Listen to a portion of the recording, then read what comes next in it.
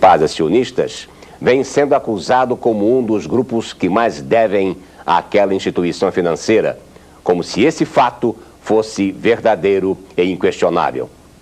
Esquecem os autores dessas publicações que o montante apontado como débito só será definido após decisão judicial, uma vez que tramitam junto ao Poder Judiciário do Rio de Janeiro duas ações, uma em curso na 38ª Vara Cível e a outra na 32ª Vara Cível.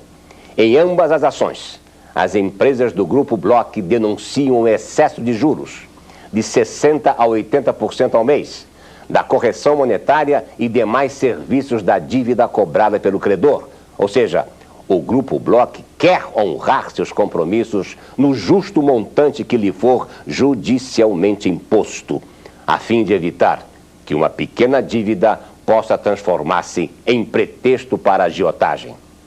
Como é público e notório, o credor, aproveitando-se da desordem econômica que vinha assolando o país em período anterior à criação do Plano Real, procurava impor ao devedor, quando da liquidação do débito, índices e fatores de correção absolutamente inadequados e até mesmo ilegais, transformando desta forma uma dívida de pequeno montante em débitos cujos valores astronômicos se tornariam impagáveis.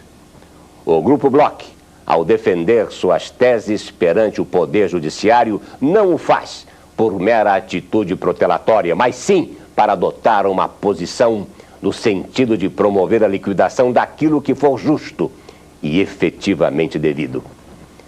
Merece atenção em reforço a esta assertiva o fato de que o patrimônio do Grupo Bloch, fundado em 1923, com mais de 70 anos de existência, garante plenamente e supera em muito o seu passivo.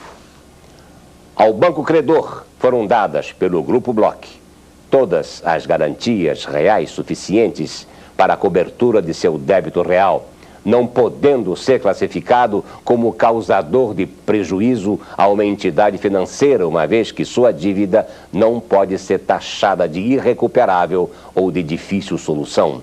Trata-se tão somente de uma apuração real do passivo, por via judicial para sua total liquidação.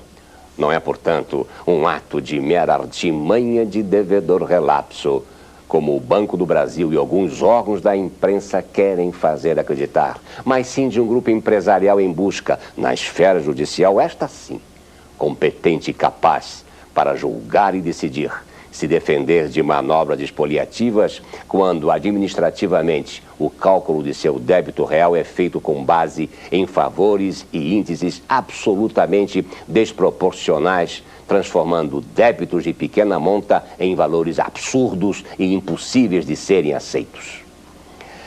Ressalte-se que nos momentos em que a seriedade e o bom senso imperam, o próprio banco acaba por reconhecer essa realidade, valendo como exemplo o documento inserido nos autos das duas ações acima referidas, denominado Relatório de Auditoria Superintendência do Banco do Brasil, datado de 29 de agosto de 1988, elaborado por técnicos daquela instituição financeira, onde consta explicitamente afirmado que o Banco do Brasil sistematicamente obteve ganhos estratosféricos, usurários e, portanto, legalmente condenáveis em todos os negócios que a realizou com as empresas do Grupo Bloch, merecendo, entre outros, destacar o item 5 do aludido relatório, que é pertinente transcrever.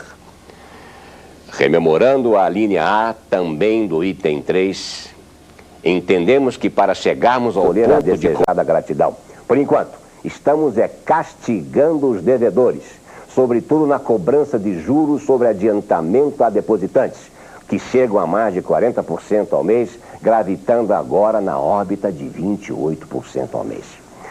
A avaliação acima dispensa maiores comentários. Afirmam os representantes do Banco do Brasil que estariam castigando as empresas do Grupo Bloch mediante cobrança de juros extorsivos. Outro ponto do relatório a merecer destaque é o item 14, que é um verdadeiro atestado de idoneidade do Grupo Bloch passado pelo próprio Banco do Brasil. Se não vejamos, não sentimos, porém, nenhum ânimo escapista em relação ao que nos devem. Querem e prometem pagar. Reconhecem o enegrecimento rápido da nuvem que os envolve. Não dispõem de moeda financeira para nos reembolsar, embora o patrimônio seja de valor incalculável, estimando-se o débito junto ao banco em cerca de 10% desses bens. Deduzimos, pois, que tais relações dominiais excedam ao equivalente a 200 milhões de dólares, cifra que mesmo podado do otimismo de seu dono, faria inveja não fôssemos o grande Banco do Brasil. Outros itens do relatório de igual importância, o item 27, é que aqui estão concentrados os maiores casos de curso anormal do banco, deteriorando-se há muitos anos sem proveito algum para casa, a não ser a fantasiosa conta gráfica onde se escrituram milhões, bilhões e trilhões que jamais serão resolvidos pela simples lógica de que não tem essas cifras. Item 28, recurso ao judiciário para elevação dos débitos, eternização dos prazos e recebimento de muito menos do que se obteria em negociação objetiva. Os maiores beneficiários seremos nós, que já pagamos adiantado e estamos recebendo em outra moeda, mas de valor igual ou mais forte. Assim opera o Banco do Brasil com os seus clientes. Por perceber esta cruel realidade, o Grupo Bloch vem buscando os caminhos do judiciário para normalizar a situação, garantindo o emprego de seus mais de 5 mil funcionários. Até o presente momento, ainda não houve pronunciamento definitivo da Justiça sobre as duas ações, em decorrência principalmente das relevantes teses apresentadas em sua defesa pelo Grupo Bloch. Por exemplo, numa das ações em curso está sendo providenciada a perícia técnica contábil para avaliar o que o Grupo Bloch deve ao Banco do Brasil, tomando-se por base esse crédito sob a ótica da legalidade. Na outra ação, foi calculado o débito, estando o processo em fase de decisão judicial, face à impugnação interposta pelo Grupo Bloch. Mesmo que a impugnação não venha a ser aceita, o valor está muito aquém da importância que está sendo divulgada. Portanto, a definição do montante de eventual débito do Grupo Bloch com o Banco do Brasil é exclusivamente da alçada do Poder Judiciário. Até lá, tudo que venha a ser divulgado acerca da questão não passa de especulação totalmente desvinculada da verdade dos fatos. Finalmente, a esdrúxula informação do banco divulgada pela imprensa no que diz respeito à existência de 39 mil cheques sem fundos que teriam sido emitidos pela empresa é incapaz de convencer até mesmo o mais incauto ou ingênuo cidadão. Como acreditar que uma entidade financeira do porte do Banco do Brasil permitiria a concessão de aporte financeiro a um grupo capaz de emitir um número tão astronômico de cheques sem fundos e manter com esse mesmo grupo uma linha de crédito por tão longo tempo, tudo isso ocorrendo, como ressalta o noticiário, numa única agência sujeita a constantes auditorias pelos setores técnicos do banco? Cumpre acentuar que o Grupo Bloch está desenvolvendo projetos tendentes a reverter a situação. Estamos investindo em novos equipamentos e, recentemente, inauguramos os computadores do mais moderno sistema de editoração gráfica, tanto na editora como na televisão.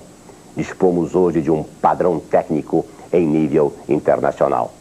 Na rede Manchete de televisão, criamos no último mês cerca de 300 novos empregos diretos. Já iniciamos as gravações da novela Tocaia Grande, uma superprodução baseada numa obra de Jorge Amado, com um dos maiores elencos jamais reunidos na teledramaturgia brasileira. Em Maricá, no estado do Rio, estamos construindo uma cidade cenográfica em área recentemente adquirida e superior a 100 mil metros quadrados. Adolfo Bloch.